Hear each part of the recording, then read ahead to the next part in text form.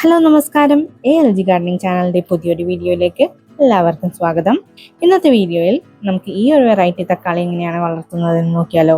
ഈ ഒരു വെറൈറ്റിയുടെ പേര് യെല്ലോ ഓവൽ ചെറി ടൊമാറ്റോ എന്നാണ്. ഇത് നല്ല സ്വീറ്റ് ആയിട്ടുള്ള ഒരു വെറൈറ്റിയാണ്. വെറുതെ ഒക്കെ കഴിക്കാൻ അടിപൊളിയാണ് കേട്ടോ. ഒരു ഫ്രൂട്ട് കഴിക്കുന്ന ഒരു ഫീലേ നമുക്ക് ഉണ്ടാവുള്ളൂ. തക്കാളിയാണെന്ന് നമുക്ക് തോന്നുകയില്ല കേട്ടോ. നിങ്ങൾ ആരെങ്കിലും ഈ ഒരു വെറൈറ്റി വളർത്തി നോക്കിയിട്ടുണ്ടെങ്കിൽ താഴെ കമന്റ് ബോക്സിലൂടെ അറിയിക്കണേ. എൻ്റെ എക്സ്റ്റേണൽ ഹാർഡ് ഡിസ്ക് കംപ്ലൈൻ്റ് ആയിട്ട് ഇതിൻ്റെയൊക്കെ വിത്തുകൾ പാകുന്ന വീഡിയോ എൻ്റെ കയ്യിൽ നിന്ന് നഷ്ടപ്പെട്ടു പോയിട്ടോ. അപ്പം അതുകൊണ്ട് തൈകൾ ഇത്തിരി വലുതായപ്പോൾ മുതലുള്ള വീഡിയോസ് എൻ്റെ കയ്യിലുള്ളൂ. ഇത് വിത്തുകൾ പാകി 17 ദിവസങ്ങൾക്ക് ശേഷമുള്ള അപ്ഡേറ്റ് ആണ്. ടോട്ടൽ 15 വെറൈറ്റീസിൻ്റെ വിത്തുകളാണ് ഞാൻ പാകിയത്. അതെല്ലാം തന്നെ ഈ ഒരു ദിവസമാണ് കേട്ടോ മാറ്റി നട്ടത്.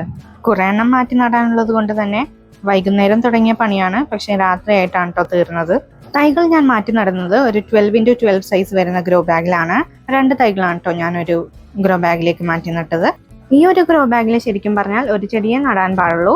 എന്നാലും ഞാൻ 2 എണ്ണം നട്ടു കേട്ടോ. ഒരെണ്ണം ചീത്തായി പോയാലും മറ്റേതവിടെ ഉണ്ടാവുമല്ലോ എന്ന് കരുതിയാണ് കേട്ടോ 2 എണ്ണം നട്ടത്. സെപ്റ്റംബർ ലാസ്റ്റ് വീക്കാണ് കേട്ടോ ഇതിന്റെ വിത്തുകളൊക്കെ ഞാൻ പാകിയത്. 15 വെറൈറ്റീസിന്റെ വിത്തുകൾ ഞാൻ പാകിയിരുന്നു. അതുകൊണ്ട് ഇത് ലേബൽ ചെയ്ത് കൊടുക്കുന്നുണ്ട്. എല്ലാം കഴിഞ്ഞ് നന്നായിട്ട് വെള്ളവും ഒഴിച്ചു കൊടുക്കുന്നുണ്ട് കേട്ടോ. വിത്തുകൾ പാകി 44 ദിവസങ്ങൾക്ക് ശേഷമുള്ള അപ്ഡേറ്റ് ആണിത്. ഇതിലൊരു ചെടി കണ്ടില്ലേ, വലിയ ഗ്രോത്ത് ഒന്നും ഉണ്ടായിരുന്നില്ല. മറ്റതാണെങ്കിൽ നല്ല പൊക്കം വെച്ച് പോയിട്ടുണ്ടായിരുന്നു. എൻ്റെ പൂച്ചക്കുഞ്ഞുങ്ങൾ ചെടിച്ചട്ടിയിൽ കയറി കാര്യം സാധിക്കാതിരിക്കാൻ വേണ്ടിയാണ് കേട്ടോ ഞാൻ മൾച്ചിങ് ഷീറ്റ് ഇട്ട് കൊടുക്കാറ്. ഇടയ്ക്കിടയ്ക്ക് നമ്മുടെ ഗ്രോ ബാഗൊക്കെ നന്നായിട്ടൊന്ന് മോണിറ്റർ ചെയ്യണം.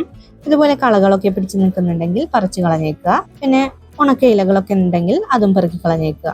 വിത്തുകൾ പാകി 56-ാം ദിവസമാണ് കേട്ടോ ആദ്യത്തെ പൂ വിരിഞ്ഞത്. ഈ ഒരു വെറൈറ്റി ഞാൻ ആദ്യമായിട്ടാണ് വളർത്തുന്നത്. അതുകൊണ്ട് ഭയങ്കര എക്സൈറ്റഡ് ആയിരുന്നു കേട്ടോ ആദ്യത്തെ പൂ ഉണ്ടായപ്പോൾ. തക്കാളി ചെടികളിൽ ഒരുപാട് പൂക്കൾ ഉണ്ടാകുന്നുണ്ട്, പക്ഷെ കായകൾ ഉണ്ടാകുന്നില്ല എന്നുള്ള പരാതി നിങ്ങൾക്കുണ്ടെങ്കിൽ ഹാൻഡ് പോളിനേഷൻ ചെയ്ത് കൊടുക്കണം കേട്ടോ. ഞാനിവിടെ ഒരു ബാറ്ററി ഓപ്പറേറ്റഡ് ടൂത്ത് ബ്രഷ് ഉപയോഗിച്ചാണ് ഹാൻഡ് പോളിനേഷൻ ചെയ്ത് കൊടുക്കുന്നത്. ഇതുപോലെ ബാറ്ററി ഓപ്പറേറ്റഡ് ടൂത്ത് ബ്രഷ് തന്നെ ഉപയോഗിക്കണമെന്നില്ല കേട്ടോ. കൈകൊണ്ട് വെറുതെ ഒന്ന് ഷെയ്ക്ക് ചെയ്ത് കൊടുത്താലും മതിയാകും. നിങ്ങളുടെ ഏരിയയിൽ നാച്ചുറൽ പോളിനേറ്റേഴ്സ് ഉണ്ടെങ്കിൽ ഇതിൻ്റെ ഒന്നും ആവശ്യമില്ല കേട്ടോ. തനിയെ പോളിനേഷൻ നടന്നോളും, തനിയെ കായ്കൾ ഉണ്ടായിക്കോളും. വിത്തുകൾ പാകി 63-ാമത്തെ ദിവസത്തെ അപ്ഡേറ്റ് ആണിത്. കണ്ടില്ലേ, കുഞ്ഞു കുഞ്ഞു കായകൾ ഉണ്ടായി തുടങ്ങിയിട്ടുണ്ട്.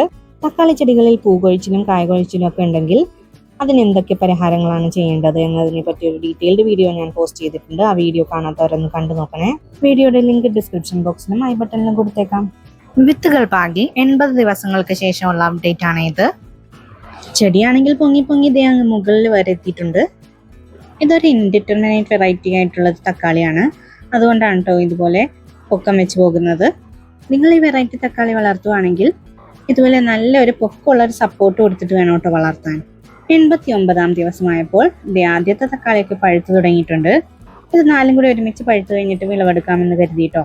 ഞാൻ നേരത്തെ പറഞ്ഞല്ലോ ഇത് മധുരമുള്ള ഒരു വെറൈറ്റിയാണ്. അത് നമുക്ക് വെറുതെ പറിച്ചിങ്ങനെ കഴിക്കാം കേട്ടോ. നല്ല ടേസ്റ്റാണ്. 91-ാം ദിവസമായപ്പോൾ ഇത് ആദ്യത്തെ തക്കാളികൾ പഴുത്തിട്ടുണ്ട്. അപ്പോൾ നമുക്കിത് വിളവെടുക്കാം. ഇത് പ്യുവർ യെല്ലോ കളറൊന്നും ആയിരുന്നില്ല, യെല്ലോ ഓറഞ്ച് കളറായിരുന്നു കേട്ടോ. അപ്പോൾ അതുകൊണ്ട് തന്നെ കാണാൻ നല്ല ഭംഗിയായിരുന്നു, കഴിക്കാനും അടിപൊളി. നമ്മുടെ ഇവിടങ്ങളിലുള്ള കടകളിലൊക്കെ കിട്ടുന്നതല്ലാത്ത വെറൈറ്റി ആയിട്ടുള്ള ഫ്രൂട്ട്സ് ആൻഡ് വെജിറ്റബിൾസ് ഒക്കെ വളർത്തുന്നത് എനിക്ക് ഭയങ്കര ഇഷ്ടമാണ് കേട്ടോ. ഏതെങ്കിലും ഒരു വെബ്സൈറ്റിൽ കയറി സീഡ്സ് നോക്കുമ്പോൾ വെറൈറ്റി ആയിട്ടുള്ള സീഡ്സ് നോക്കി തന്നെ ഞാൻ എടുക്കും. അങ്ങനെ എടുത്തതാണ് ഇതും. 98 ദിവസങ്ങൾ കഴിഞ്ഞപ്പോൾ കുറച്ചും കൂടി തക്കാളികൾ പഴുത്തിട്ടുണ്ട്. ബാക്കി തക്കാളികൾ വെച്ച് നോക്കുമ്പോൾ ഇതിന് വൈകിയാണ് കേട്ടോ കായ്കൾ ഉണ്ടായത്. പക്ഷെ ഒരുപാട് കാലം ഇത് നിറയെ കായ്കൾ തന്നുകൊണ്ടേയിരുന്നു. ഇത് നല്ല വെറൈറ്റിയാണ്. ഈ യെല്ലോ ഓവൽ ചെറി ടൊമാറ്റോയുടെ അടുത്ത് നിൽക്കുന്നത് റെഡ് ഓവൽ ചെറി ടൊമാറ്റോയുടെ ചെടിയാണ്. അതും ഇതുപോലെ തന്നെ നല്ല പൊക്കം വെച്ച് പോയിരുന്നു. പൊക്കം വെച്ച് നോക്കിയേ, റൂഫിന്റെ അങ്ങ് അറ്റം വരെ എത്തിയിട്ടുണ്ട്. അത് കണ്ടില്ലേ കുറച്ച് റെഡ് ഓവൽ ചെറി ടൊമാറ്റോസ് കിടക്കുന്നത്. ഇതുപോലെ നല്ല പൊക്കം വെച്ച് പോകുന്നത് കൊണ്ട് നിങ്ങൾ ഇത് വളർത്താൻ ഉദ്ദേശിക്കുന്നുണ്ടെങ്കിൽ ഒരു നല്ല സപ്പോർട്ട് തന്നെ കൊടുക്കണം. ആദ്യമൊക്കെ എല്ലാ കൊല്ലയിലും എല്ലാ കായ്കളും പിടിച്ചു കിട്ടാൻ വേണ്ടി ഞാൻ ഹാൻഡ് പോളിനേഷൻ ഒക്കെ ചെയ്യുമായിരുന്നു കേട്ടോ. പക്ഷെ പൊങ്ങി പോകുന്നതിനനുസരിച്ച് ഹാൻഡ് പോളിനേഷൻ ചെയ്യാൻ ബുദ്ധിമുട്ടായി തുടങ്ങിയിരുന്നു. നല്ല പൊക്കമുള്ള സ്റ്റൂളിലും മേണിയിലൊക്കെ കയറി നിന്ന് ഹാൻഡ് പോളിനേഷൻ ചെയ്യാൻ പറ്റുന്നിടം വരെ ഞാൻ ചെയ്തിരുന്നു കേട്ടോ. അത് കഴിഞ്ഞ് ഉണ്ടായ കൊലകളൊക്കെ നോക്കിയേ, അധികമൊന്നും കായ പിടിച്ച് കിട്ടിയില്ല. ഞങ്ങളുടെ ഏരിയയിൽ നാച്ചുറൽ പോളിനേറ്റേഴ്സ് കുറവായതുകൊണ്ടാണ് കേട്ടോ ഇങ്ങനെ. അല്ലെങ്കിൽ നമ്മൾ ഹാൻഡ് പോളിനേഷൻ ചെയ്ത് കൊടുക്കേണ്ട ആവശ്യമൊന്നുമില്ല, തനിയെ കായകളൊക്കെ ഉണ്ടായിക്കോളൂ കേട്ടോ. ഈ ചെടികൾ ഇതുപോലെ നല്ല ഹെൽത്തി ആയിട്ട് വളരാൻ വേണ്ടി ഞാൻ എന്തൊക്കെ വളപ്രയോഗങ്ങളാണ് ചെയ്തത് എന്നറിയണ്ടേ. ആഴ്ചയിൽ ഒരിക്കൽ കമ്പോസ്റ്റ് ഒഴിച്ചു കൊടുക്കുമായിരുന്നു. പിന്നെ ഓരോ 20 ദിവസം കൂടുമ്പോഴും പുതിയ പോട്ടിംഗ് മിക്സ് ആഡ് ചെയ്ത് കൊടുക്കും. ഇത്രയാണ് കേട്ടോ ഞാൻ ചെയ്തത്. തക്കാളി ചെടികളുടെ ഓരോ ഗ്രോത്ത് സ്റ്റേജസിലും എന്തൊക്കെ വളപ്രയോഗങ്ങളാണ് ചെയ്യേണ്ടത് എന്നതിനെ പറ്റി ഒരു ഡീറ്റെയിൽഡ് വീഡിയോ ഞാൻ ഓൾറെഡി പോസ്റ്റ് ചെയ്തിട്ടുണ്ട്. കാണാത്തവരൊന്ന് കണ്ടു നോക്കണേ. ഡിസ്ക്രിപ്ഷൻ ബോക്സിലും ഐ ബട്ടണിലും അതിന്റെ ലിങ്ക് ഞാൻ കൊടുത്തേക്കാം. മറക്കാതെ കാണണം കേട്ടോ. തണുപ്പ് കാലത്ത് ഈ ചെടികൾ വളർത്തിയത് കൊണ്ട് തന്നെ അധികം കീടങ്ങളുടെ ആക്രമണമോ അല്ലെങ്കിൽ വേറെ ബാക്ടീരിയൽ ഫംഗൽ ഡിസീസസ് ഒന്നും തന്നെ ഉണ്ടായിരുന്നില്ല കേട്ടോ.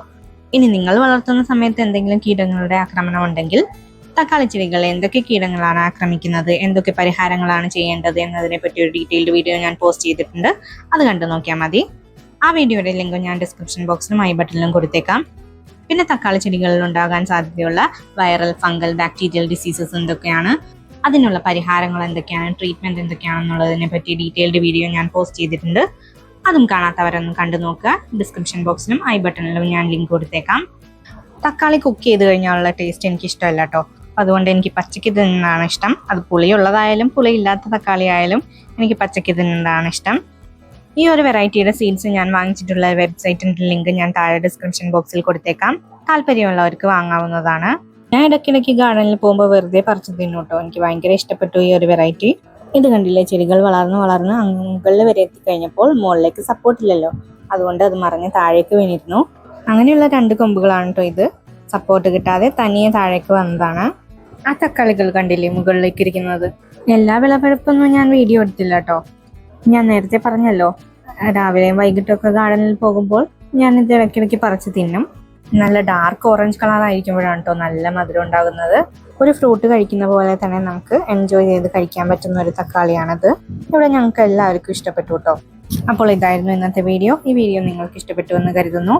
വീഡിയോ ഇഷ്ടപ്പെട്ടാൽ ലൈക്ക് ചെയ്യുക, ഷെയർ ചെയ്യുക, സബ്സ്ക്രൈബ് ചെയ്ത് സപ്പോർട്ട് ചെയ്യുക. ഈ വെറൈറ്റിയും നിങ്ങൾക്ക് ഇഷ്ടപ്പെട്ടു എന്ന് കരുതുന്നു. ഈ വെറൈറ്റി ഇഷ്ടപ്പെട്ടാൽ നിങ്ങൾ ഇതിന്റെ വിത്തുകൾ വാങ്ങിച്ച് നട്ടു നോക്കണേ. തക്കാളി ചെടികളിലെ ഫുൾ ഗ്രോയിങ് ഗൈഡും തക്കാളി ചെടികളിൽ വരുന്ന കീടങ്ങളും അസുഖങ്ങളും അതിനുള്ള പരിഹാരങ്ങളും എന്തൊക്കെയാണെന്നെല്ലാം വീഡിയോ ഞാൻ ഓൾറെഡി ചെയ്തിട്ടുണ്ട്. അപ്പോൾ അതൊക്കെ ഞാനൊരു പ്ലേലിസ്റ്റ് ആക്കിയിട്ടുണ്ട് കേട്ടോ. ആ പ്ലേലിസ്റ്റിൻ്റെ ലിങ്ക് ഞാൻ ലാസ്റ്റ് കൊടുത്തേക്കാം. കാണാത്തവർ അതും കണ്ടു നോക്കണേ. ഈ കഴിഞ്ഞ സീസണിൽ ഞാൻ 15 വെറൈറ്റി തക്കാളികളാണ് വളർത്തിയത്. അതിൻ്റെ ഓരോന്നിൻ്റെയും വീഡിയോ ഞാൻ പുറകെ ഇടാം കേട്ടോ. അപ്പോൾ ഇതായിരുന്നു ഇന്നത്തെ വീഡിയോ. ഇനി പുതിയൊരു വീഡിയോയിൽ കാണാം. ബൈ.